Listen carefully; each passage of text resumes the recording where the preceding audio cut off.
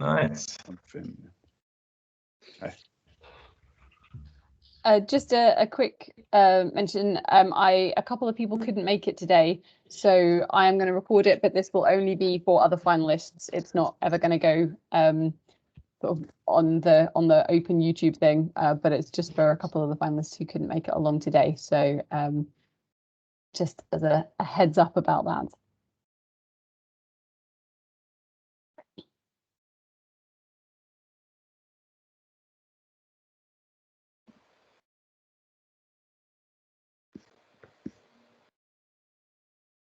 Awesome. Well, I mean, the first thing really to say, even while we're waiting for a few more people to join, is massive congratulations. Well done to each and every one of you. I mean, we can't really put into words quite how tough the competition has been. We've had so many amazing teams that came so close and didn't quite make it through. So it is a real testament to each and every one of you, both the quality of your ideas, the effort and the progress that you specifically have made, and also your ability to put that into a way that is engaging and inspiring for people who know nothing about your business, to be able to watch it and engage with it and see you succeed. So very well done.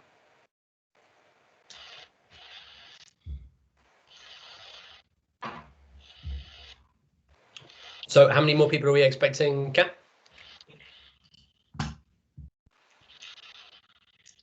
That is the question. We are this batch. We're probably pretty close, actually. I will do some extra checking. But yeah, go ahead, and I'll let anyone know who isn't here that we're starting. Awesome. Right, I'm going to share my screen then, and let's just get straight into it.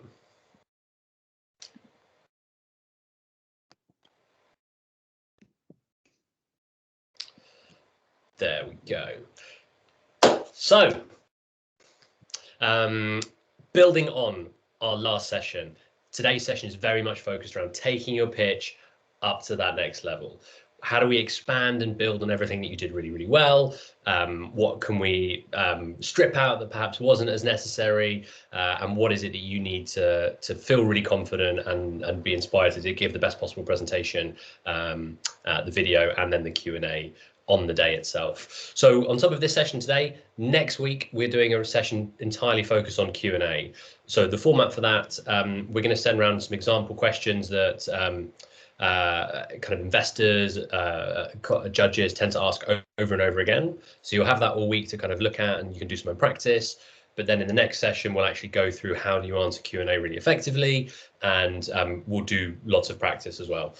So similar to then what will be today's session, we've kind of got the first 45 minutes kind of talking together, going through some slides, and then the second half, we're going to get you pitching, practicing, and kind of getting really, really used to it, feeling really confident. And then similar with the Q&A, we'll get you just doing live Q&A in front of Ed and I, and then that will kind of set you up for the final day. So in terms of today's agenda, as I said, the first bit's the best bit. Congratulations, well done. Can't really say this enough. And you know, I as an entrepreneur have entered so many competitions myself, some of which we've won, some of which haven't even come close to winning, right? So I really do encourage you to savor all of these moments, opportunities, the networks as well. I can't emphasize that enough. It's harder when we are online, but it is not impossible for you to build great peer-to-peer networks. You might end up working together on other businesses in the future. My business partner on my climate emissions business, I met inside an accelerator. Ed, I met inside an accelerator. You know, make the most out of these opportunities. And now we're going to go into kind of a bit of a reflection around kind of what you guys did really, really well. Let's share some learnings, personally, all the good stuff and maybe things that we can improve. Then we're going to go do a few slides around enhancing the pitch, take a tea break, obviously, and then we're going to come back and just do kind of really hardcore practice and kind of go through. So, you know, in the break, take a moment, maybe grab your script, or if you're changing lots of stuff, you know, we can be able to go through that, so don't worry too much. So here's my congratulations slide. Very, very well done. But let's kind of go into this reflection. And so, there's about 10 or 11 teams in this session. So it does mean we can all chat. We've got lots of time to do that. This is not going to be you listening to me for all day long. What you will see up on screen is a quote from one of my favorite semi-obscure American philosophers, John Dewey, which is, "We do not learn from experience. We learn from reflecting on our experience." Right, it's all very well and good saying, hey, well done, you're in the final. Let's figure out why you're in the final. What did you do really well? What can we expand on? And what did you do? What did you maybe not have time to do? What do you like to change that will get you ready to win the competition or go as far as you possibly can do? So with that, total open reflection. Who wants to tell me something really awesome that they did in their pitch that they're really pleased with? What was great? What went really well?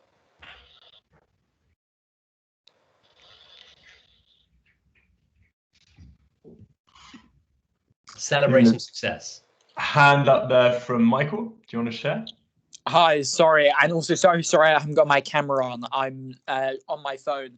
It's all right. For me, one of the things that I found best is that because I was doing my pitch with another person, the dynamics between us and those transitions, which I was always anxious how it would look on camera, actually didn't turn out too badly, hopefully. And so for me, that was one of the small successes. Awesome. And then so diving into that learning, right? I take it that you did some practice doing the filming, right? And you could see how that dynamic played off between the two of you? Exactly. Right. It's a sort of trial and error process. Absolutely. So you found the time, you got your practice in, trial and error, and you built that chemistry and camaraderie. Awesome. Awesome. Out of interest, did anyone else have a couple of people on screen that you felt like you bounced off very well together? Hands up or in the chat.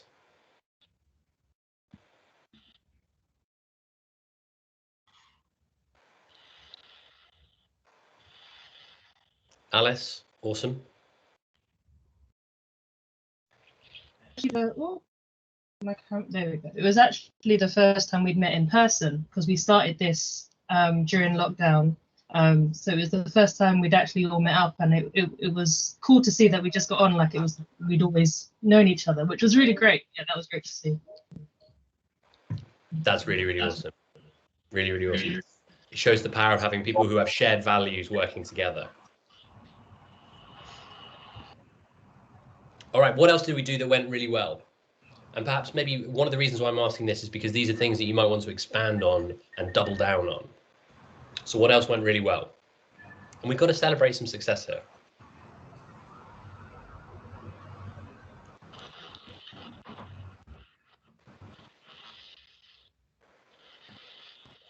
Kyla.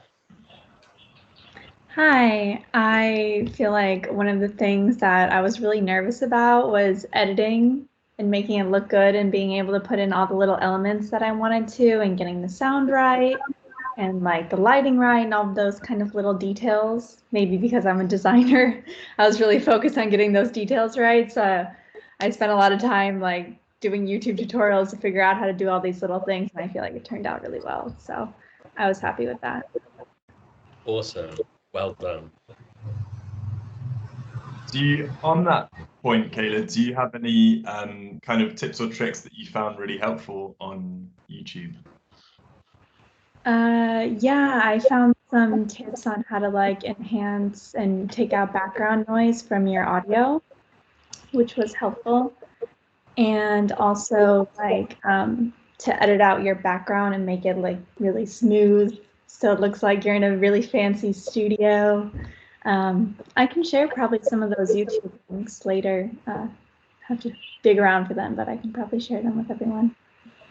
That's really awesome. Yeah, if you fancy popping them in the chat, that would be really, really cool. Thank you very much. Or if not, if you do it after the session, you can just email them to Kat and she can pop them in the next email. Isaac. Hi, I was just asking a question actually. Obviously I don't want to like say what I've done really well, but like, do we get like any feedback for our pitch? Because like that would be easier, because like, you know, always criticizing your own work rather than praising it. Yeah, so It's a great question. I'm sure a lot of you are thinking the same. Kat has actually just confirmed that the GLA team are going through the feedback from the judges themselves. And Kat, correct me if I'm wrong, I think that will be out to all teams, if not by the end of today, then early next week. Is that right? Yeah, I'll make sure you have it by the end of today. I'm hoping by the end of the working day, but otherwise you will definitely have it by the end of the day. Thank you. Thank you. Cool. Just to build on something that you said though, you talked about ease. Reflecting is not easy. It's not meant to be. Like, it's meant to stretch yourself, to ask yourself, what did I do really well? What could I do even better? Like, how do I 10x the quality of what I'm delivering? You know, I don't necessarily expect you to 10x your pitch now, but if you are stretching for that goal every single time, you will find that all of your pitches over time will get better and better and better and better and better. And I can't tell you how many times people share or ask me questions like, hey, should I talk about all of our awards in our presentations? It's like, yeah, you should. That's a really easy way of giving you credibility. But I can't give everyone feedback in like that total without knowing what each of you is doing individually, right? So you will know your programs far better and what you're working on. Yeah, I'll push you, Isaac. What was one thing you did really well?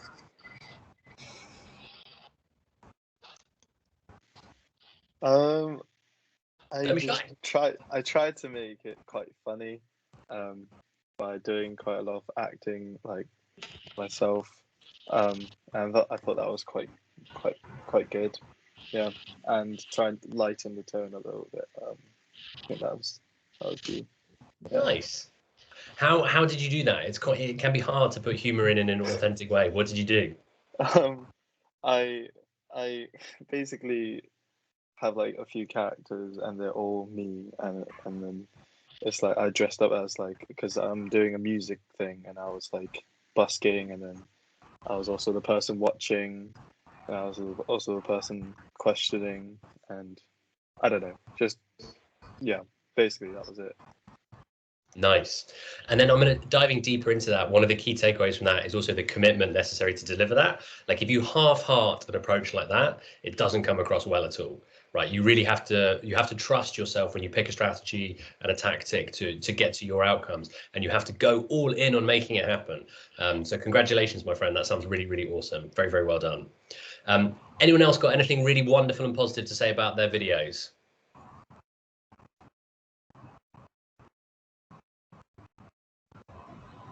Well, now I'll ask the easier question then. What did you not do so well? Like, what did you forget to do? What did you miss entirely? What do you wish you'd had time for? Tell me.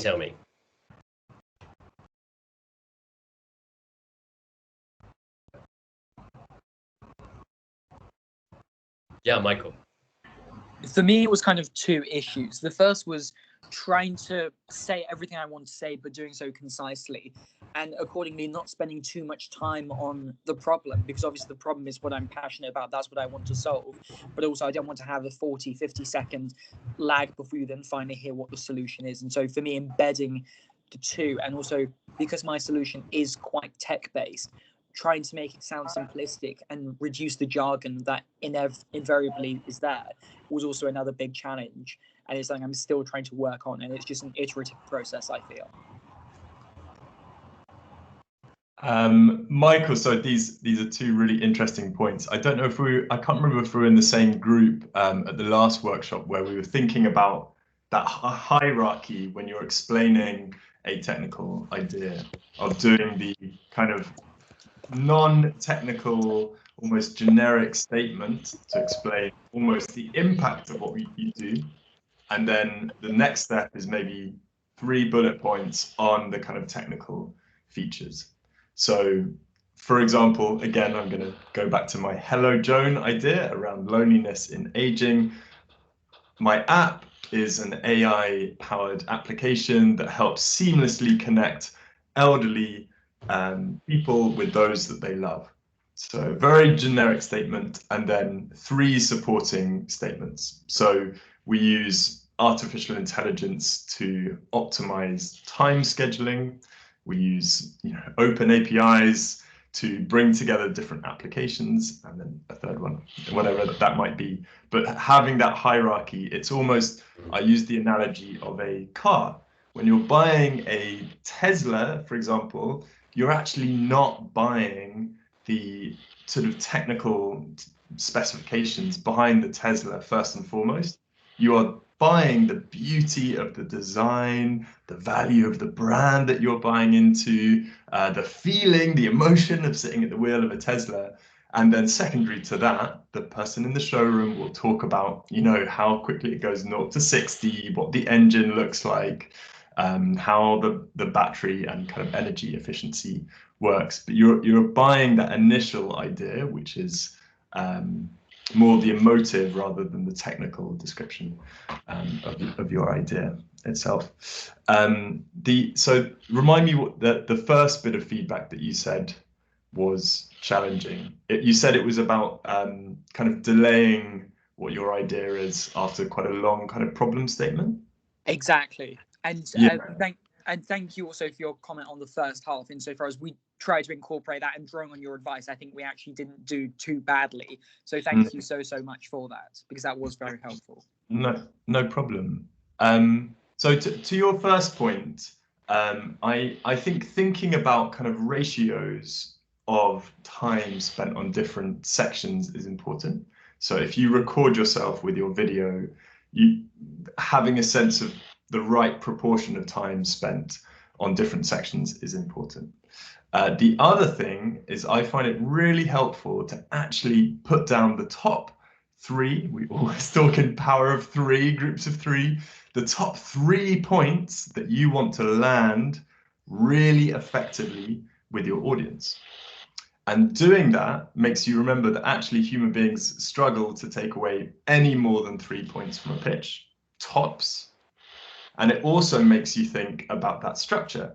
So I know we've given you a kind of boilerplate structure for pitches, but if there are real powerful statements, facts, evidence of traction, descriptions of your product and why it's particularly exciting and differentiated, you might actually want to bring those a little bit higher up, or play around with the structure a little bit. So for example, if you have traction, you have paying customers, you've evidenced that your assumptions are correct and there is market demand for your idea, putting that right at the end of the pitch might not have the same weight and impact as putting it potentially higher up, if not, you know, right at the top. You know, you say what problem you're solving and you say a brief headline about how your solution solves that. And even better, we have proven demand for this with already 2,000 users on this platform actively using our solution. And then you can go into the more description of the problem. So there is, you know, there is scope to sort of play around with your key punchy statements or bits of content for the pitch itself. A really good way to frame everything when you're now evaluating your scripts and you're reading back over what you created, you know, look at why you're saying these things, right? All information is kind of having a positive reaction or a negative reaction on your audience. And by negative, I also include just no reaction, right?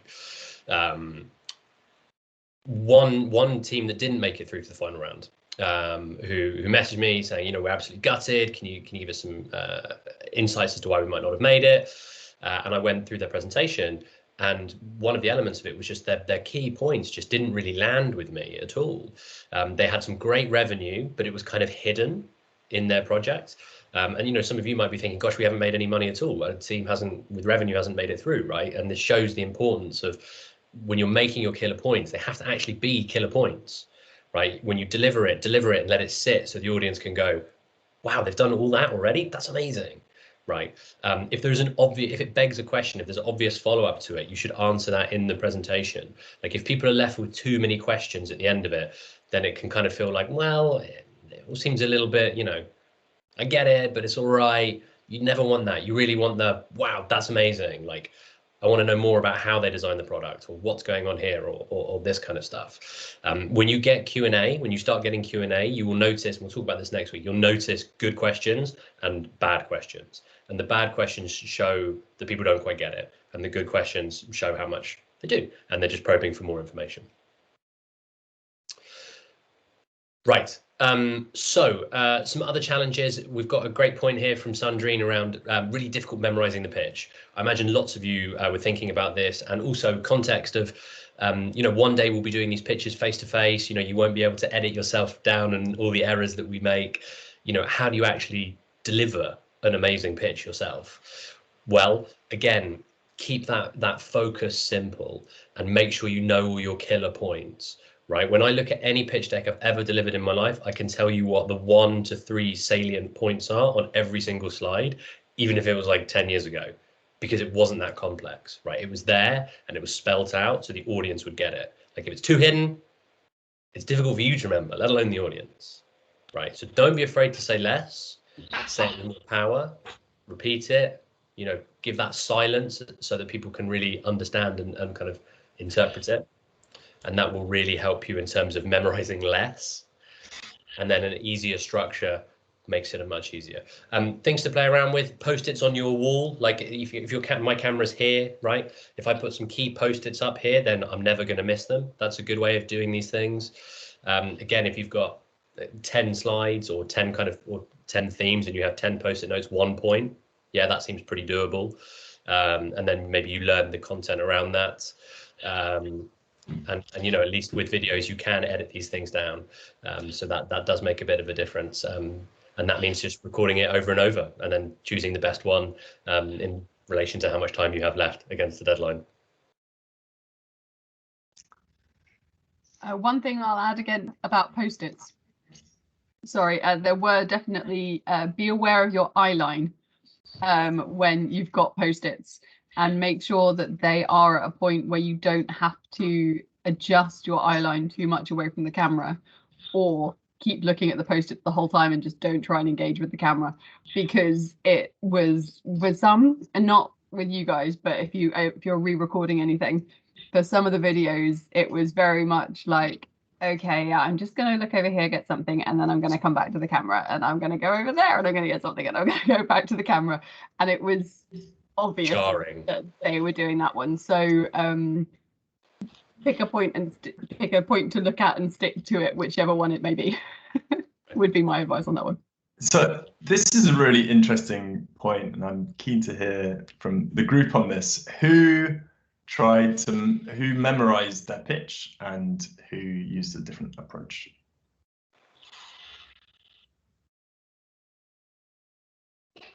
Did anyone write a script and sort of aim to memorize that verbatim? So Elisa, Natalie. Elisa, do you want to share a little bit about your experience of memorizing that pitch? Yeah, so it was just me. I'm not in a group, and the video is just 2 minutes of me talking. So I knew I had to memorize it to make it as engaging as possible.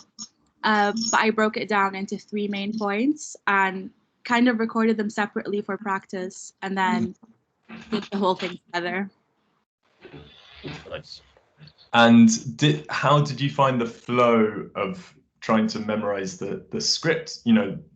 Did you find yourself feeling kind of natural and fluid? Did you find yourself kind of searching or even tripping over some words?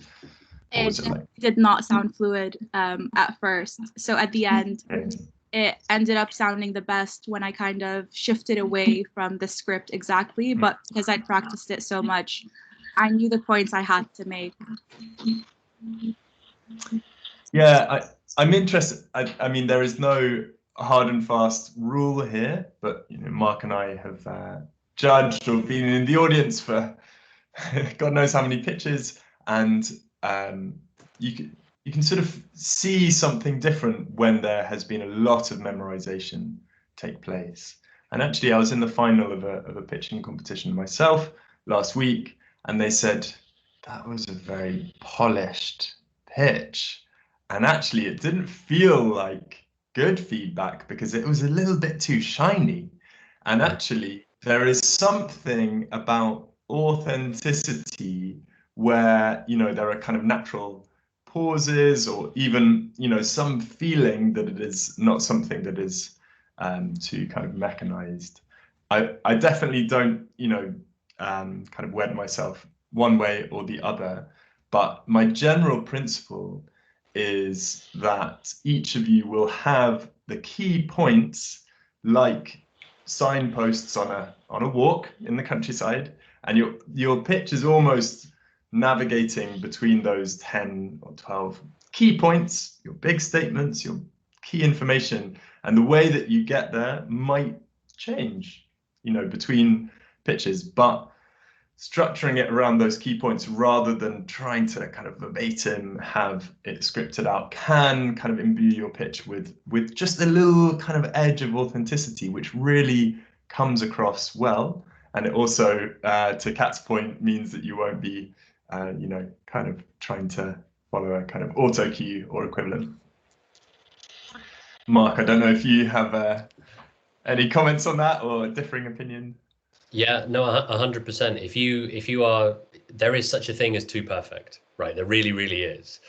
And you know, you as the presenter would probably never think that, but for the audience, you know, and you've got to assume your audience probably sees pictures like this all the time, right? At a minimum, they're seeing, you know, all of the individuals in your category, but they've definitely seen God knows how many in the rest of their life. People want new and exciting and fun and ambitious and innovative and, you know, groundbreaking, or like you know, relentless progress, whatever it might be. They want cool stuff, and it's up to you to demonstrate that. And there's also a kind of there's something that goes hand in hand with, like, it's kind of okay that we are super busy because we're working on these projects, that it's also not perfect because we've also just done a new partnership, or we've just released the next version of our MVP, right? Again, these things kind of fit together into what you're kind of portraying.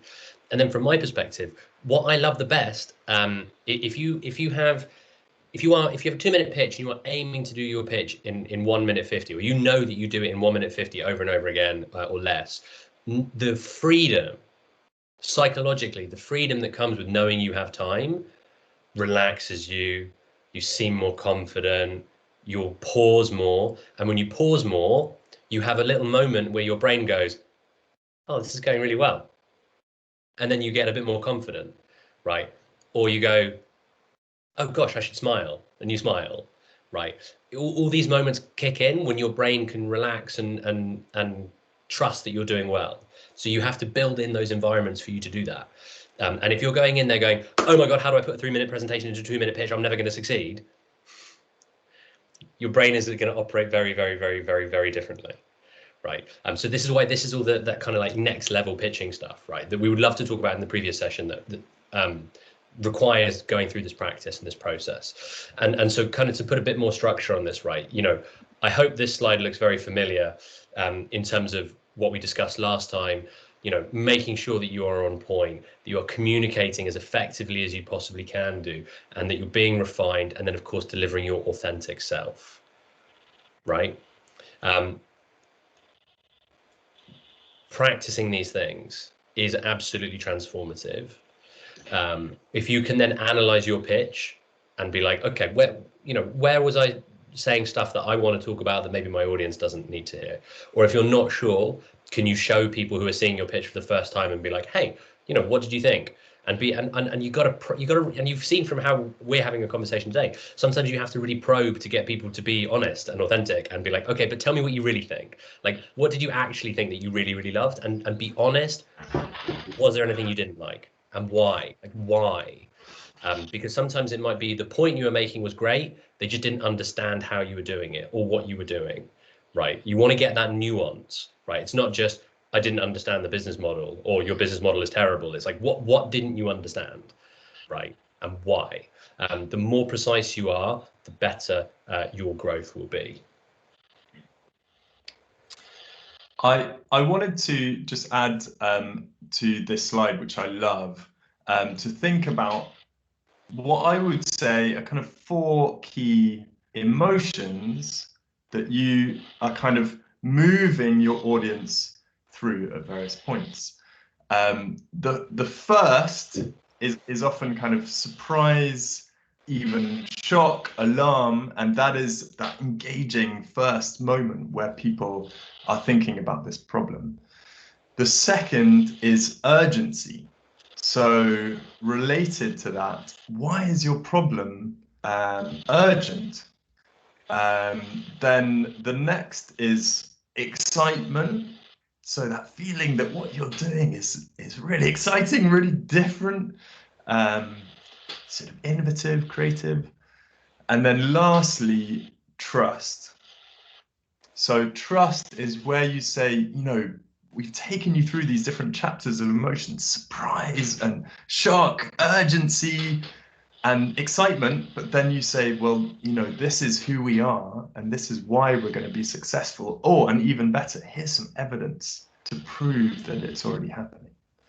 And so thinking about how your different statements and the different structures of your pitch are moving human beings, innately emotional, you know, animals through that journey, really helps you to think about, you know, what bits to kind of accentuate and focus on. Mm. Right, that's really awesome. And then the more focused you are on that and how it relates to your audience, the more you can then experiment as you grow, right? So I'm going to submit a video pitch myself, literally today. My deadline is midnight tonight, and it's just for a nice industry award and recognition, like a hot list. Big fan of being on hot lists. They're generally a lot easier to win than something as prestigious as the Mayor's Award, but it's still great credibility, right? For this, they want 5 minutes, right? And then the video will go up on their website. I don't think everyone will watch that full 5-minute video. So for me, it's then how do I change that journey to front load the things that I know people really want to hear at the very beginning of the video, even if they don't watch the rest of it, right? So it changes how I'm approaching that pitch to if I were doing just a straight up, cool, pitch your business. So, you know, and then as you grow as well, you'll have so much more content for it. Like track everything. I have a script for every presentation I've ever flipping done each time around, every award. Like you keep writing this stuff down, and so you can go back, you can copy and paste, and then go, oh no, you know what, I don't like that anymore because we've come a long way. I explain it better here. But keep tracking all that stuff so that you can do these things as quickly as possible. Because you're not going to win every award, right? So you do need to make sure you are you're in it to win it with quite a few. Awesome. So then, and then really building on what Ed said, here are my questions that I really kind of want you all to go away and really think about. Number one, how did you feel watching your pitch? So literally building on what Ed just said. And if you're not too sure, you know, ask friends, ask family, pick someone in this meeting that you haven't met before, and be like, hey, Alice, hey, Michael, like, do you want to swap notes on ideas, whatever. Get that feeling, like what's going on, understand what your audience is thinking, and then ask, you know, what questions are left on the table, right? Like, is it, I didn't really understand the business model, right? Is it, this all seems cool, but what have they done? Like, have they actually made something? Like, have they got a prototype, an MVP? Like, is this all theoretical? Do they own IP? Like, you want to make sure there are no really obvious questions that the audience is sitting there asking, right? Like a great first question, you know, might be, hey, can you tell me a little bit more about your designs, what makes them innovative, and, you know, or who you're selling them to? Cool, right? If the question is, so, like, what is the product, right? That's the bad question. So go through it in that respect. And then, like, how is your wow factor? Like, watch your presentation objectively. And if you're not going wow at any point, then why the hell not? Right? Like, what are you missing? And often it is just like you're saying the right thing, you're just not letting it drop and sink. Like, where's your mic drop moment, right? And so, especially, you know, when you're going through these things for the first time, you tend to say awesome stuff, but it tends not to always come across quite as awesome. And when it's such a tight competition, you know, I remember last year, there were so many teams that really could have won it. The ones that did end up winning it, all of them, you really, when you watch their presentations, you really felt like, wow, right? It was real wow moments. And bearing in mind, you know, you're all at different stages as well. You all have things that you've done more of or less of. Like, that doesn't matter. Like, focus on your wow. And then the next big 3 questions to ask really are, why you, right? Why now, and why the mayor? You know, again, we see lots of teams who build awesome projects, and you know, I can watch it and I can tell they're not going to win because I don't quite get how it fits London, right? If you're telling me immediately that you're selling, you know, to the whole of the UK, it's like, cool, right? Like, I have no doubt if your product is awesome, you can expand to that, but like, focus on London for now. Like, what is this actually genuinely going to do for the mayor, for the program, for, you know, everyday Londoners, right? And if it's not obvious, then the judges might not see it. So those are my questions. Like, why you? You know, why now? That urgency that Ed was talking about. Why the mayor? And you know, again, sometimes you might spell out, you know, this £20,000 would allow us to build X and Y and deliver this and that. You might not have any time to do that. So because you've got so many other wow moments, so you have to then find another way of wrapping it in and making it engaging. And then this kind of brings me on to my last point, which is, I know all of you are now going to ask me when we go away and do pitch feedback, and we can talk about the pitches as well as deliver the pitch feedback. I know you are all going to ask me, should I say X or should I say Y, right? This is my answer, right? You are the master and commander of your own ship. Like, it is not my responsibility to tell you whether you should do A or B, if you should talk about the mayor or your business model, or you should talk about your product or this, right? You know, those are yes or no questions that I have so little context on to be able to answer well. All I can do is give you insights. Like, if you talk about your business model in more depth, then it will help to achieve this or this or this or that, right? But I really encourage you, when you are getting feedback from people, trust it's your ship, right? You're sailing this, you're making it happen. You want to get the best insights and information from me, from Ed, from whoever else you're talking to influence what you are doing, right? And then when we say stuff that you go, that sounds awful, you've got to decide whether that's right or not. Which is scary and it's fun. Right, it's one of the best things about being a CEO, being an entrepreneur. Like, the buck stops with you. You get to choose whether you ignore your mentors or embrace everything they say, or you tweak it or you change it. One thing I can guarantee is, if you do a great job, then either way the mentor's going to say, yeah, I really enjoyed helping you, and you know, and you say, yeah, I wouldn't have got here without you. That's just how it works, right? That's networking. Simple. Cool. So with that, you know, we've kind of gone through a bit of a reflection, gone through some questions, and anything that you guys want to chime in, ask, the floor is totally yours.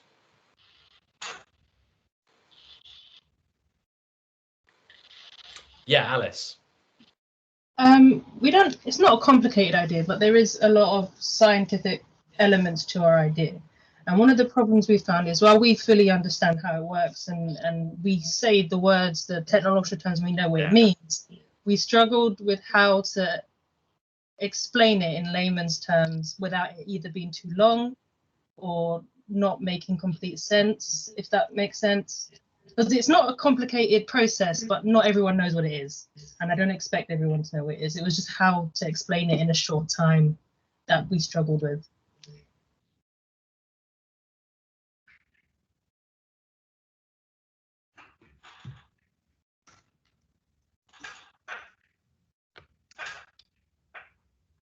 Has he frozen? Yeah. Oh, there's that. Yeah, I think, has Mark frozen? I think he's frozen. He's back. That was voguing wonderfully. I was asking, do you say that phrase in your presentation, that this is not a complicated process? We don't say that, no. Right. Yeah. I would consider saying that, because what you're doing is you are telling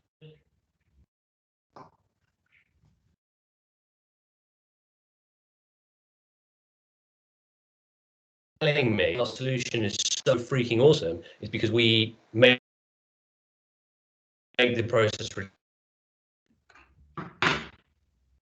right, but we deliver it in a really easy way.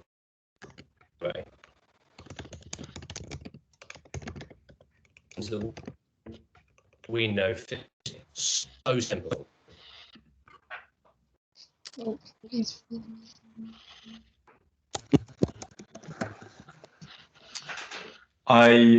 love that suggestion from Kayla, saying that she had actually called her mum for an hour to basically iterate the different ways of explaining the idea to help simplify it.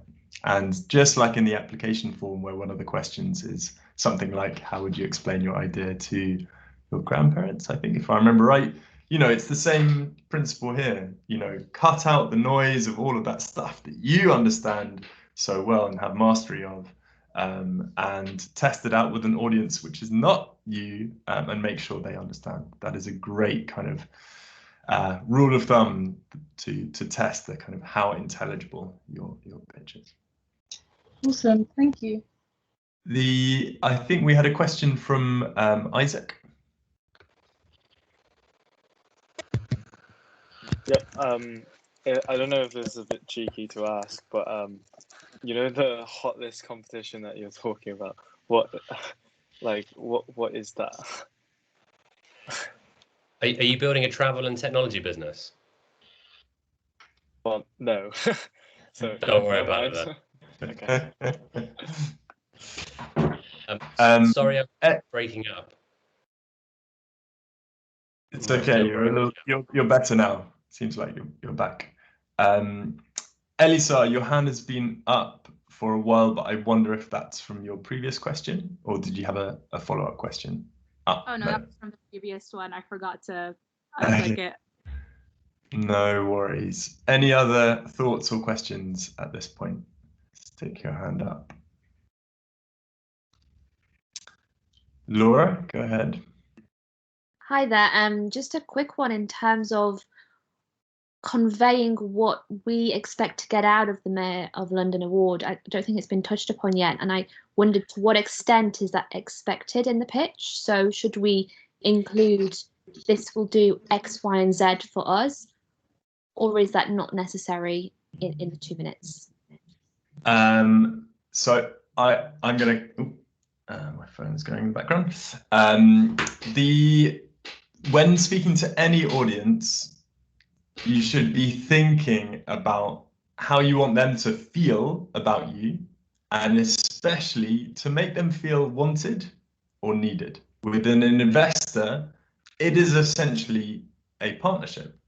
Just the same as in an awards competition. If you say, oh, we've already raised 5 million and this won't really add very much, or give that sense that it won't add very much to that journey, they probably will engage less. So that sense of saying, in partnership with the Mayor or the Mayor's Entrepreneur Programme, with this funding, we can do extraordinary things together. And that is a really powerful message to share with the judging panel. Because they want to feel wanted. They want to feel that that money, that recognition will have an extraordinary impact. Yeah, thank you for that. I did include it in the original pitch, and I wondered whether to continue doing that. So that's really helpful. Thank you. No problem.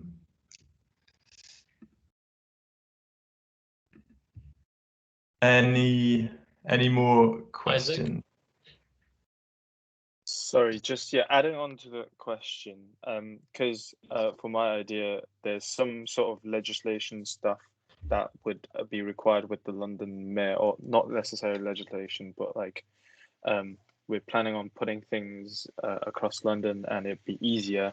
Like it's like almost like tailored to if the London Mayor was willing to help us set up across London, it would be best. And should we mention that would because I'm not sure how much the London Mayor is going to help us develop our idea after the competition? Would it be like just the money and then that's it? And yeah, that's my question. So the kind of roadmap that previous finalists have gone on, they have won the money, but then they have also worked in partnership with teams like London and Partners, which are an amazing team, which are sort of part of GLA, which are great for expansion, especially internationally.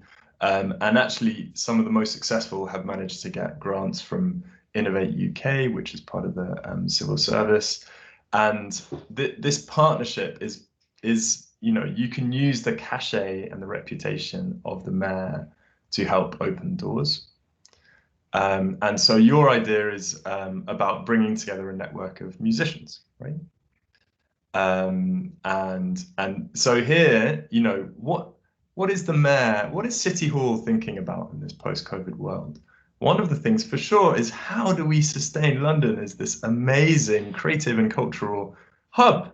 And so you can say, you know, we are helping meet that part of the mayor's agenda to make London, you know, one of the leading places in the world for creativity, the arts, and especially kind of performing arts.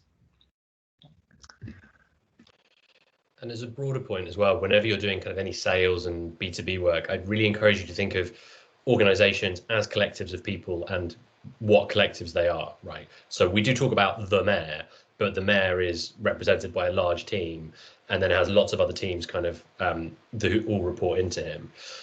So what you want to do is actually figure out exactly who you should be talking to. So is it the nightmare, for example? Is it someone who's in charge of culture, in charge of music? The more direct and focused you are with your kind of with an outreach, the better. Always.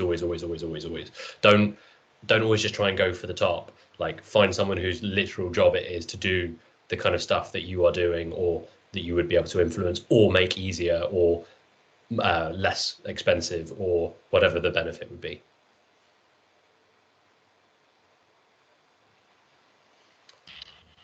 Awesome.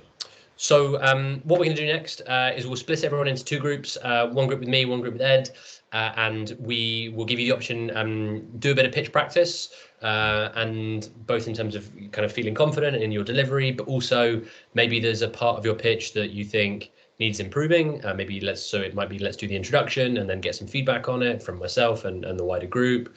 So we got 45 minutes, a good amount of time to kind of get you all to share some stuff, get some feedback, and yeah, as I said, you know, we do learn so much from reflecting, both on what we're delivering ourselves, but also each other. You know, I'm a huge proponent of you know, a rising tide raises all boats, right? Like I want to see all of us get better, right? And on top of that, you know, I really live by a give first mentality. If you are focused on helping other entrepreneurs build their businesses, then you know, you will only reap the rewards from that in the long term, even if they end up beating you in this particular award.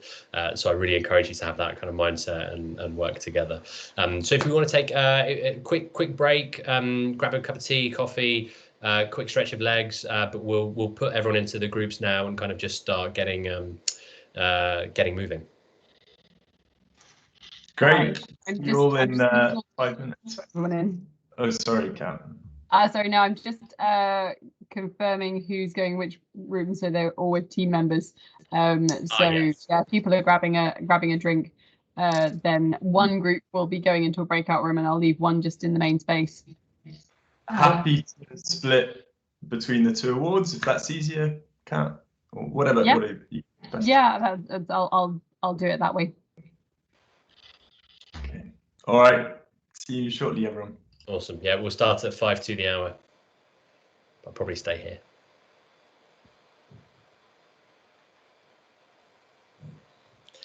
Get some water.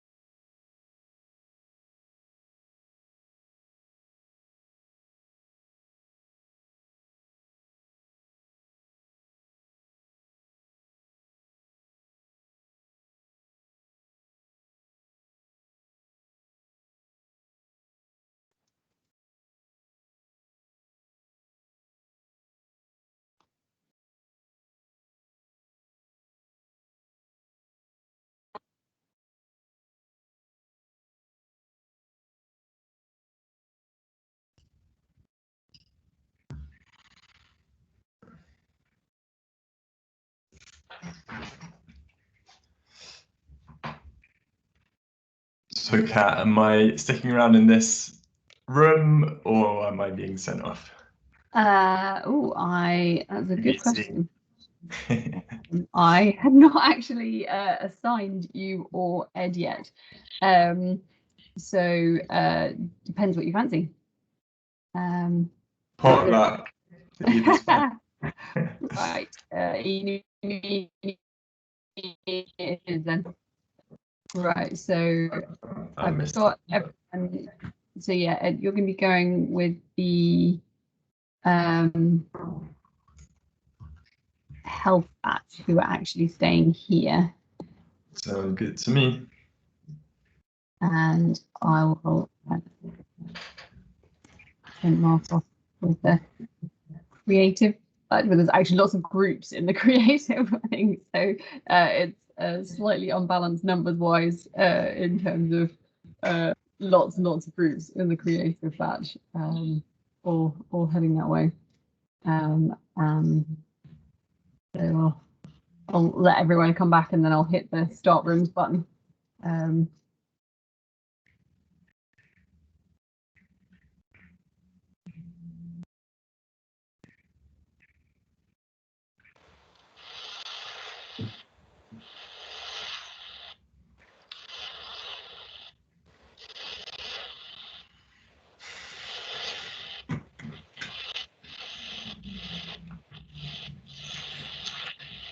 Out of interest, are most people kind of just refining bits of their pitches? Does anyone feel like they need to do a radical overhaul, or? In my case, I think we need a better camera. But I'm weary of doing another pitch. if yeah, it would mean redoing it basically, and I'm afraid that I might change something that was useful into something that's not useful. So that's one. You've got It this might one, be which is very good. It might be, Mihai, that you can use some editing tools on the raw footage that you have just to kind of tidy up some of the image quality. Scylla, I think, has got a question.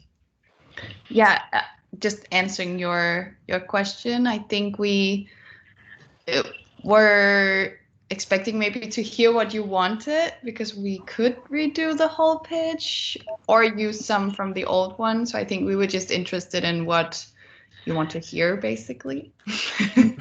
Right. So I mean, in that case, I would say, look, all of you have got through to the final round. You've clearly delivered a very, very good pitch. So I would say you definitely don't need to throw it out the window and start all over again. I would only do that if you almost feel like you've made so much progress and you can make it exponentially better. Or if you used a really, really awful camera, then potentially, right? And on the camera point, I would say, before you even worry about camera quality, if you can upgrade your light and your microphone, you will have a much more powerful impact, right? Honestly, even if you are just recording on your mobile phone, if you have infinitely better lighting, it will look much better and will cost you far less, even if that means recording at 11 in the morning rather than leaving it till late at night to do it, right? Like, because daylight is wonderful, it is your friend. And so again, what's more likely is, I would imagine you guys might redo an intro or a conclusion, or perhaps it's like a business model section. So you might well be looking at this and going, right, I've got a 32-second window that I'm going to edit out of the video. What am I now going to replace that with? And maybe it's you spend half as much time on one element and add in something else, or vice versa. That's how I would imagine most of you will make changes at this point. Kat, are we good to go?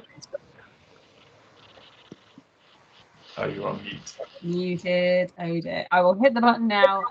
So Great. anyone from the creative category, you will be heading to another room. But if there's any problems, just come straight back to this link and we'll redirect you. So see you shortly.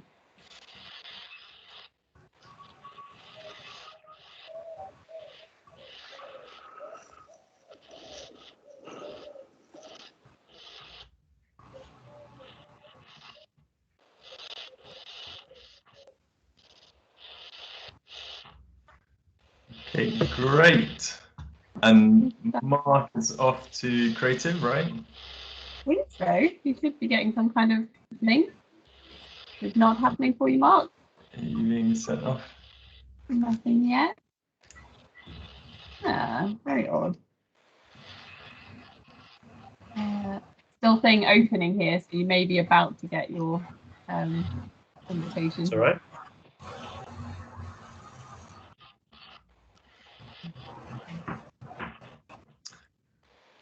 So just while we're waiting for Mark, for those of you in this group, so I think this is the health group, do you kind of want to go, well, maybe put up hands if you'd like to go first and just share how you'd best like to use this time. We've got about 5 minutes per team.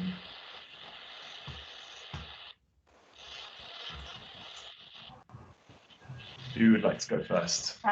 Oh, sorry, is that working now, Mark? Yes. You are. Cool. All right then.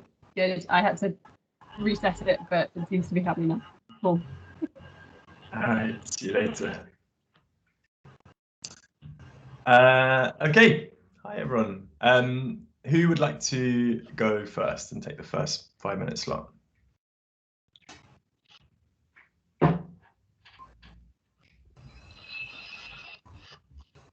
Laura, great job. I'll Thanks back for- bullet. Thanks for volunteering yourself. Okay, how would you like to use this time? What parts of your pitch, if not all of it, would you like to focus on? I could probably just give you a quick whistle-stop tour of the pitch, maybe, and then just hear some comments. Great. And just for the rest of the group, as Mark said, it's great to use the power of the crowd and get lots of peer feedback. So I'm just posting the questions from Mark's slides to kind of prompt you to think about what reflections you would share with Laura. Okay, Laura, whenever you're ready. Go ahead. Sure, I'll turn my cam on as well so you can see me. Okay, I'm just going off the bat because it's just, yeah, quite random. So, hi everyone, I'm Laura, founder of Nitrogen Limited, a wearable medtech startup developing the next generation in smart textiles for brain injury and recovery of muscle movement. So, across the UK, there are 100,000 people who have a stroke each year. And this is really concentrated towards the areas of society which have higher levels of depravity as well. And so I've been focusing my work very much in London, working with stakeholders from across 13 London boroughs to really understand the implications of stroke on lifestyle. And what we've understood is that deficits related to upper limb movements is really neglected in favour of the lower limbs. Yet the upper limb is really dominating in terms of its impact within lifestyle choices, such as work, relationships, and activities of daily living that we maybe take for granted. With stroke incidence set to over double in the next decade, we really need treatments that are effective, intuitive, and easy to use to help support those who have long-term impacts. So we have developed a new textile component, which is currently patent pending. We've recently raised just over £1.5 million in government funding and VC funding to really accelerate our developments. But what's important for us is to work with London as our beachhead market and the key stakeholders that have been so supportive of us so far as almost like the key example and the gold standard. So we have I'm getting my pitch now, sorry. So the aim of this is to really unpack our manufacturing processes, how we can get this into the UK supply chain, and understand how we can align this more closely with the government agenda in providing access to healthcare in remote locations, closer to home, and more personalised and precise methods. We have clinical evidence to support our findings, and we currently show that this is 30% more effective than current treatments. And I've forgotten how to finish the pitch. Probably nerves getting in the way there. But yeah, there we go. That's us. Great. Thanks so much. And especially thanks for putting your hat in the ring and going first. Great job. Great job. What an exciting bit of technology. Before I make some comments, I'd love to open it up to the group for your thoughts and feedback. So especially thinking about some of these prompts. So how were you left feeling at the end of Laura's pitch? What questions did you feel were left unanswered? Where was the kind of wow moments that really stood out? Natalie. Hi, can you hear me well? Yeah. Yeah, sorry. Fantastic idea and big problem. I was a bit left with the question of like, how does it look? How does it work? Like, what is it? I wanted to know more about like your solution. I was like really engaged by the issue, and like you set the scene really well by it's really dramatic, and it's like kind of like problem for all of us, right? So I was just a bit like left alone with what is it? Like, tell me more about it. Does that help? I hope. Yeah, that's really amazing. I mean, I think in the pitch that I presented it, that I submitted, I included like a little visual, you know, and I held up the components and I was like, ta-da, here it is, you know. So I think that is really useful to hear though, because it means that that element of the pitch is important. Yeah.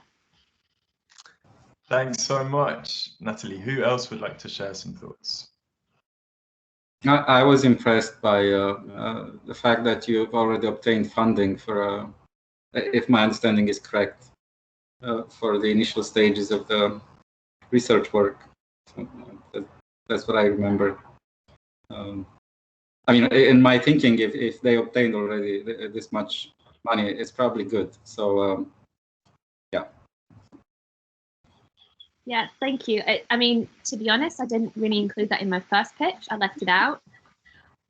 But yeah, I think maybe I can include it, but just show that, you know, the award is important for recognition and to really pull together our beachhead market and use London as a, you know, the pioneering example than anything. And that's where we see the most value in this, really. So yeah, I might include it. I'm not sure. Any other thoughts or feedback? Okay, I am going to jump in with a few thoughts. So I really agree with Natalie's point about clarity around the idea. What you're doing is complex and it's in a field that most people won't have experience, unlike you. And at each stage, you can do a little bit more to clarify what you're doing. So when you introduce yourself, hey, I'm Laura, and I'm using textiles to help neurological, I can't remember the words you said. I thought, well, give me more information. So using the textiles to radically transform this part of neurological conditions. And then you're like, oh, this is it. Okay, I know where to like hang my hat. Then the bit about upper limb and lower limb, again, I didn't quite get it. So this is speaking as a layperson. I'm not a scientist and I haven't been impacted in these ways. What is being neglected? What is the stat? What is actually going on there? What's the long-term impact to the individual and to society? There's a little bit that I would challenge you around your language. Some of your language, I kind of wanted to know what was behind the words. So you use phrases like gold standard and entering the supply chain. You know, what does gold standard mean? What aspiration do you have for the quality of the care using your technology? Entering the supply chain. Who are you selling to? Where in the supply chain do you get? Because I didn't quite get it as a business. So there are times when the specific is actually more important than the generic. So yeah, related to that, what is your go-to-market? Again, clinical evidence, 30% better, 30% more effective than competition.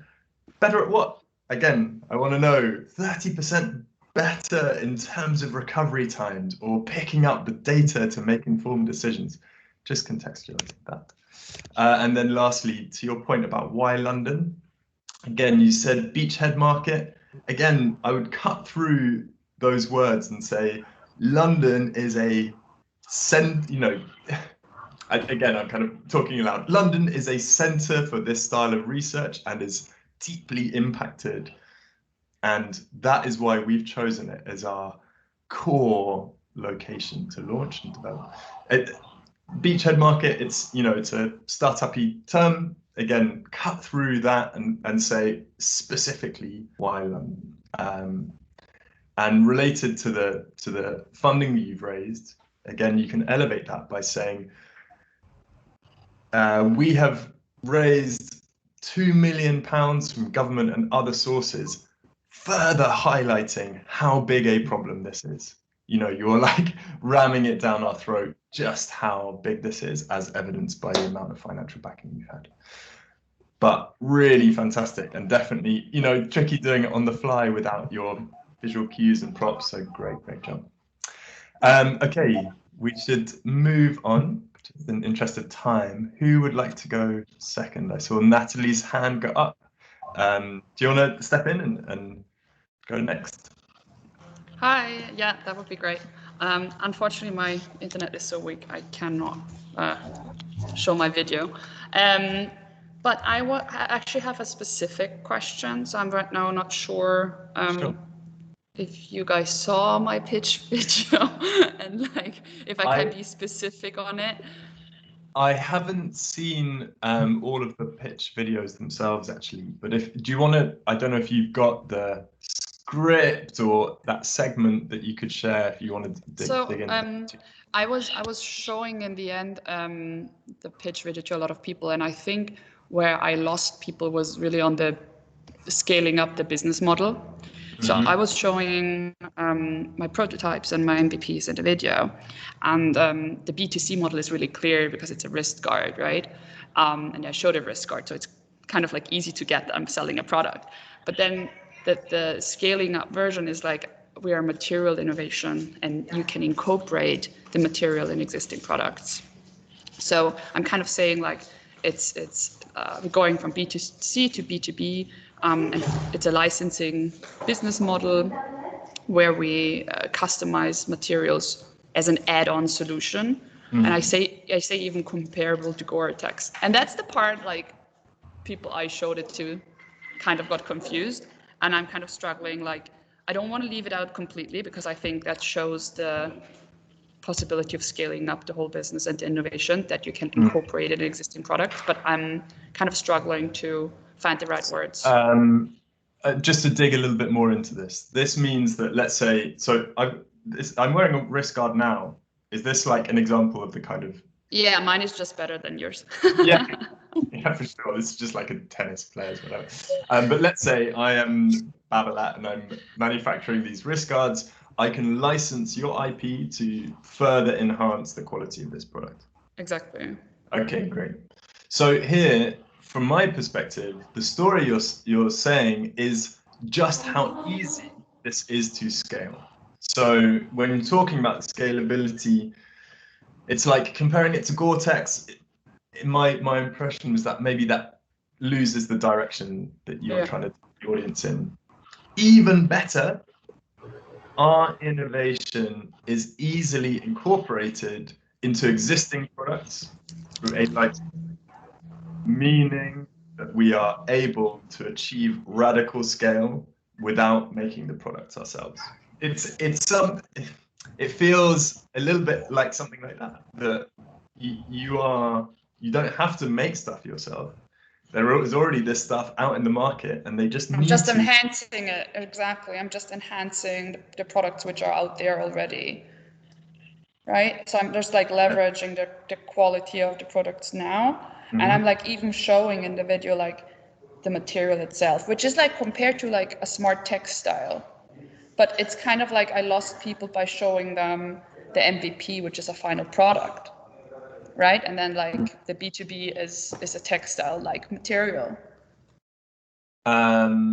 So you have two kind of business models. One, you actually manufacture and sell the product B2C, and then the other, the licensing. Okay. So yeah, you can explain that. Our model is simple. We have a B2C core where we produce and sell a basic version of our wrist guard, but where we achieve scale is through this licensing model, which means that we are easily incorporated into these products. Then to elevate that even further, you could say, as an indication, across the market in London alone, X thousand of these are produced and sold each year. So you get a sense of what that scale is, because I imagine you would probably have a kind of like non-compete or a licensing agreement with one or a small selection of manufacturers, and then you get in with them, and then suddenly you have. Yeah, so right now we can like, and that's in the supply chain. I think I say that in the video as well, that we can do like 100,000 customized units with a UK manufacturer within 2 weeks. Meaning that like you can customize the material that you incorporate as a B2B model. I'm saying that, and right now all the collaborations we have are in the UK, especially centered in London because of like geographic testing opportunities, and as well that the patent is currently granted in the UK, so like IP reasons. It's more like if it's the possibilities are endless. That's why it makes it difficult to like put it down in words. Whereas our sole wrist guard, we do B2C just for like testing purposes and like show people it's working and like have that one product out there. For sure. That's it. It doesn't sound like that is your long-term business. That is your proof point. Exactly. Do you have any? Do you have a kind of pipeline of manufacturers who you've been in touch with, or even secured a letter of intent or any kind of commitment from them to use your technology? Yes. So we actually produced already samples with the manufacturer and have like the agreement on like the discounts we get by ordering like up to 100,000 units every 6 months or something. Like we all have that, and I have the letter of intent from the manufacturer as well in the UK. I would definitely include that. But then so the 2 minutes pitch for the finals is again without slides. Like, so you would say that because it's tough to visualize, or? Yeah, but it goes to this point of trust. Why should we trust Natalie? Well, because commercially we already have a partnership in place for X number of units at Y percentage of revenue share, whatever the model is. But then with the letter of intent, I have a letter of intent with like manufacturers, with a product testing company, and at the same time with like users and like sports associations. Is that something like I should be more focused on the traction as well? Because that's something I definitely left out because of the 2 minutes restrictions. I was not talking about a lot of traction. Definitely talk about traction. I have this notion, and it's slightly to wind people up, but like I don't care about the idea, I care about the execution. Okay. I'm slightly joking, but the fact that you have a strong foot out in the market and you have these commercial partnerships that are being set up really goes to evidence that you will be successful in the future. So okay, I have to emphasize on that one. Okay. Yeah. Okay, we're gonna run out of time. Is there any other questions or comments before we move on? That's it from my side. Thank you. That was helpful. Great. Laura, your hand's up. It was just a quick comment to Natalie, because I think we had the same problem. Like, although we're focusing on stroke as our immediate first point of call, the market, there are other opportunities, and I think I just basically included a little sentence in there to say this is where we're starting, and this is a couple of other potentials. So that's the approach that I took. Whether it's I know it's different for everyone, but I just thought I'd share that in case it was helpful for you. Thank you so much. That's great. Thank you. Okay, who would like to go next? I think we've got 3 more teams. Or two more teams. Alisa and Mihail. I can go next. Sure, go ahead. How would you like to use this time? Is it all right to read my script, or should I walk you through it? Whatever's best for you. Okay, I'll read the script because I'm a bit unsure about it after this past call. Sure, yeah, go ahead. The Royal College of Obstetricians and Gynecologists reported that 1 in 5 women develop a mental illness during pregnancy or in the year after childbirth. That's around 24,000 women in London and 150,000 women nationwide every year. Every one-year cohort of births in England has a cost of £8.1 billion as a direct result of perinatal mental health. That's about £10,000 per birth. The effects of this on mothers, families, and the NHS are harrowing, but what can we do? Attempts at accessing support are met with low rates of referrals, long waiting times, or lack of care continuity. The alternative is unaffordable prices. When I was researching this for my postgraduate dissertation, I found the most effective therapy was cognitive behavioral therapy, and that it can be delivered successfully through the internet and without the presence of a mental health professional. I approached Queen Mary University of London with this idea, and after being awarded a startup visa, I created Baby Blues. Baby Blues app is now a registered company that follows a B2C model, a first-of-its-kind app that mimics aspects of cognitive behavioral therapy through 20 sessions that focus on guided self-help for symptoms of depression and anxiety during pregnancy and in the year after childbirth. Just like traditional CBT sessions, there will be one session available each week for 5 months, with homework in between. The app also includes additional features that were decided on by the mothers who participated in the alpha test. During the pandemic, we've seen a rise in mental health problems in the general population, how overwhelmed healthcare systems really are, and a shift with everything going remote. And I'm saying it's never been a better time for such a product, and that the NHS recognizes e-health, but there's nothing in the market like Baby Blues, and that the £20,000 can create high quality animated videos to make up the sessions. But after reflecting on it, I don't think I explain why London. If that makes sense. Okay, so how can you kind of contextualize this more squarely in London? So obviously I can't explain this in 2 minutes, but a big thing that the plan is to work with boroughs and NHS within London to make this an accessible thing for women from all different backgrounds in London. Have you got any leads, contacts, partnerships in any of London's hospitals? Not yet, but most of the women who did the alpha testing were women in London. Yeah. Okay. Do you have any stats? So at the beginning, you had a whole raft of different statistics. That is specific to London itself. Yeah, that it's estimated 24,000 women in London will experience this every year. Right. So that could be your way in, and because that is about the urgency of this problem, that it's affecting so many women, so many mothers in London. So yeah, I think that answers it. Okay. Were there any other parts that you wanted feedback on? I guess I'm just not very confident on the wow bit. Sorry, you're not very confident on the wow factor of it. So I think the main thing is how big of a problem it is. Yes. I'm interested from the group actually, Mihai, Laura, Natalie. Did you have any thoughts on what bits of Elisa's pitch really stood out to you, and where she could maybe even double down on?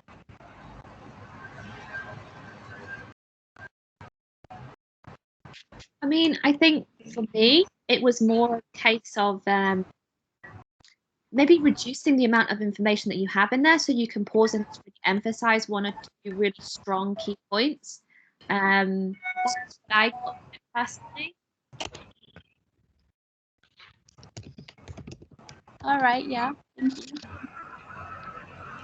So yeah, I wrote in my notes TMI. too much information. Do you think, especially at the start, do you think it was too much statistics at the start? I would say so. Yeah. And can actually move through the gears a little bit faster than maybe you might think. So it might be that you say, did you know that 1 in 5 women in the UK face mental health challenges after giving birth? And that means 24,000 women in London alone. At that speed, it just lands. Right, I get what you mean. And this is a major problem that has a financial impact amounting to £8.1 billion on, I can't remember the rest of that stat. Yeah. Suddenly, just 1, 2, 3. That boom, flows boom. a lot better, yeah. And then you can move quickly onto what you're doing. And current solutions within the NHS are just not working. But over the past 5 years, I have dedicated my research to figuring out what solutions are best. And I know that CBT can be the most effective solution because it is A, B, C. So you just move very quickly onto you as having researched this space. I don't know if it was 5 years, again, I've made that up. But you've really figured out this insight. CBT can be a solution for this problem. And the next layer is why CBT. I just wrote down the words why CBT. I've had some experience of CBT, but I didn't know why you had chosen that. And you are an authority on this space, and I wanted to hear from you what it is particular to CBT that really helps address this for young mothers. And potentially related to that, you've done all of this alpha testing, and that's really, you've got all of these exciting insights. And say, I know what mothers are looking for, which are these insights, and CBT can help achieve that, which is, accessible, easy to bring into your routine, like whatever. Again, like thinking aloud. But so to sum up, cut down the problem, and rather than 5 or 6 stats, try and have a maximum of 3, and move quickly on to your insights around CBT, why that is its unique solution, and then really double down on what makes your solution special. And then I think it would be a really fantastic pitch. And then just for your ending, again, it's really nice to sort of elevate the register of your pitch with a vision for the future. So with the support of Embrace, Baby Blues, we think, we can be reaching every young mother in London, or whatever, that kind of vision for the future to inspire the child. But it's a really, really exciting. That was great feedback. Thank you. I think changing the introduction will help make all of it flow a lot better. Yeah, and you speak really clearly, but there was so much information that actually it gets lost. And Mark always talks about paring stuff back, and speaking at this pace can sound quite weird. Maybe that's a little exaggerated, but it means that stuff hammers home. 1 saying too much in 5 women is very different to saying 1 in 5 women and 24,000 in London, which is 8.1 billion, which is, so just pare it back and it will really land home effectively with judges. Right, we are almost out of time, and I'm conscious, Mihai, you haven't had a chance yet. Are you happy to move on, Elisa? Yes. Yeah. Okay, great. Okay, over to you, Mihai. How would you like to use this time? Some of the previous discussion answers some of my concerns. My main one is the same. Basically, I feel that my rhythm of speech was too fast. I'm not sure if that was the case, but I myself felt that I was speaking too fast. But I couldn't give up a lot. At the time, I felt I couldn't give up any of the information because I wanted to outline the vision. I wanted people who hear us to be able to have this picture in their minds where they see the landscape of technological hub. And by that I mean that you're in a train station and you interact with an AI and you can do a lot of things. Maybe check your banking, not banking account, but interact with a social services assistant or a medical assistant or a financial advisor. Or so if you imagine that in a train station in the future, near future maybe, you will have this little booth where you could go in and interact with all these services. So yeah, I just wanted to send this across. I think it's not spectacular, but I think it's very practical. And some of the companies that were interested in the idea, surprisingly, there's one coming from transport, and they do transport networks. And this is what impressed them. They could, where transport routes intersect, they could place, for instance, a first aid medical virtual assistant, and it seemed useful to them. So, but anyway, the question, my question was that if you feel that that I put too much information in too short time. So I haven't seen your pitch, but I've shared my LinkedIn. If you wanted to send me your script, I'd be really happy to have a look over it and share some thoughts if that's helpful. Just from what I've kind of garnered from what you said, so you started by talking about banking, and I was like, no, health. You are in the health category, avoid the banking bit, however useful it might be there. And think about actually what you're addressing. And again, this is me with, one person's kind of reflections, which you can take or leave. But I was thinking, healthcare is hard to access. AI makes accessing, expert assistance, healthcare assistance, more widespread, if not ubiquitous. But the last part is for AI to be empathetic. And this is, my brief understanding of what your project is. It's quite hard to create empathy, which is with something which is an AI. But what you are doing is helping people access high quality expert healthcare advice in a radically scalable way with this additional component of empathy. So what happens to a health service that's able to scale assistance like that? And so that's kind of what I don't know if that kind of resonates with how it does, or I thought you had I thought you knew the pitch. So, but in the pitch we emphasized the health part, of course, and the idea started from the experience of psychiatrists in A&E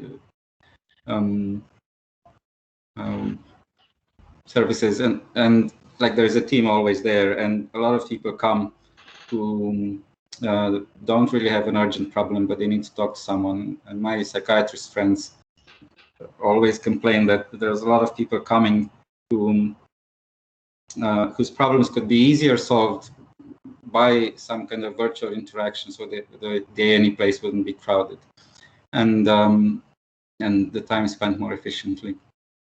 So this is part of the pitch. This is the problem we address. Basically, this is the problem.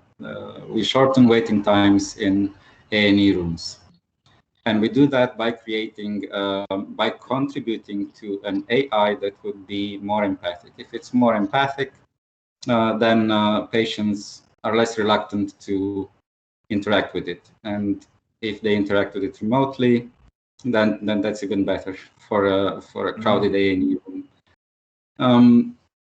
But we do not create empathic AIs. This is would be very high level. We create empathic virtual agent faces. A virtual agent is the persona of an AI. That's the face of the AI. The AI is somewhere in between servers. So what we create is the interface, the visual. What people see when they talk to the AI, and they see a face, and if that face is empathic, and they will be less reluctant to. But yeah, well. So you're creating the model and the kind of graphics and animation to bring that AI to life as a persona. Yeah. And the innovation is around your ability to transmit feelings of empathy through that animation. Exactly. Yes. And this is our secret ingredient of the research design that allows us to create this, to extract the strongest empathic response from a human user. Okay. And so the use case in train stations would be, is that related to this kind of triage or waiting list reduction use case in A&E waiting rooms, or is that a kind of separate use case?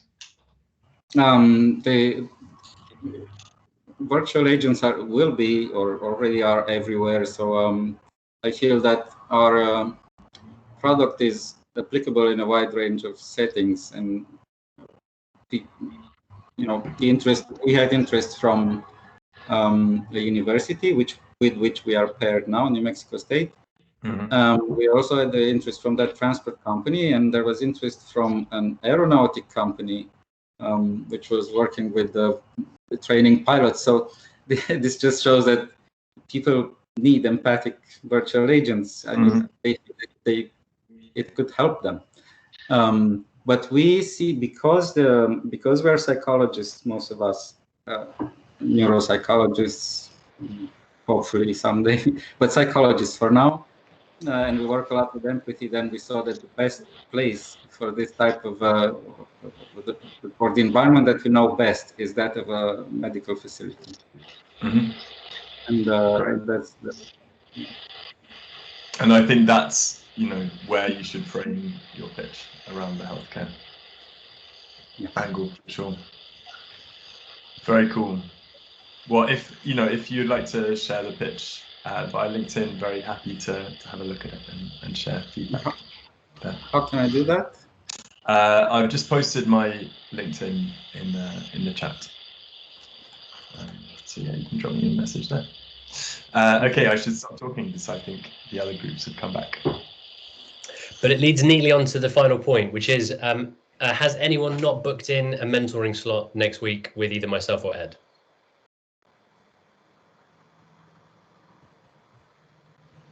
Right, Kyla, book in the session. You are muted, but... Oh, I'm going to do it right after this. Okay, cool. I just sort out my schedule. Cool, no problem at all. Please use that session. You've got half an hour with either me or Ed to go over whatever you like. If you want us to watch your pitch first, send it to us as soon as possible. If you send it 10 minutes before the event, we probably won't watch it. Equally, if you want us to watch it in the first few minutes, fine.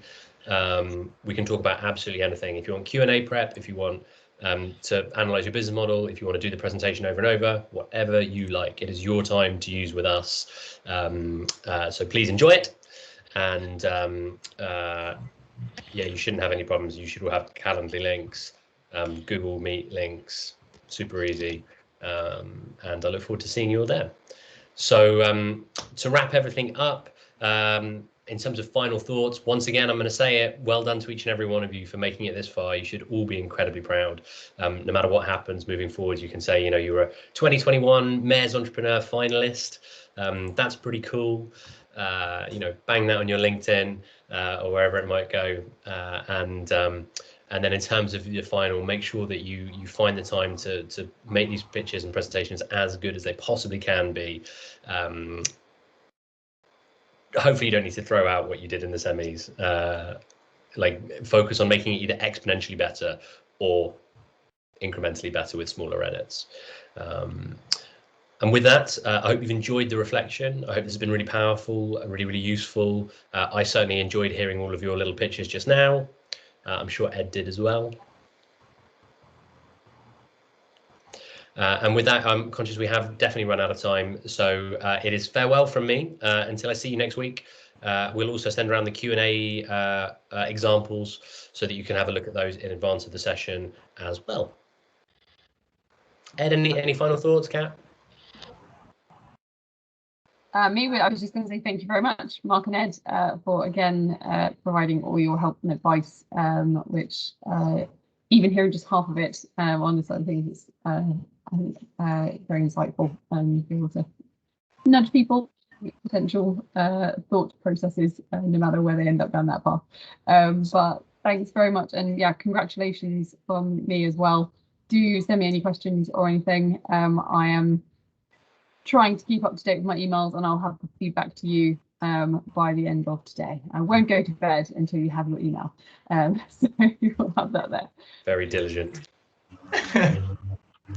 Right, take care, everybody. Have the most amazing weekend, and we'll see you all very soon. Bye. Thanks a lot.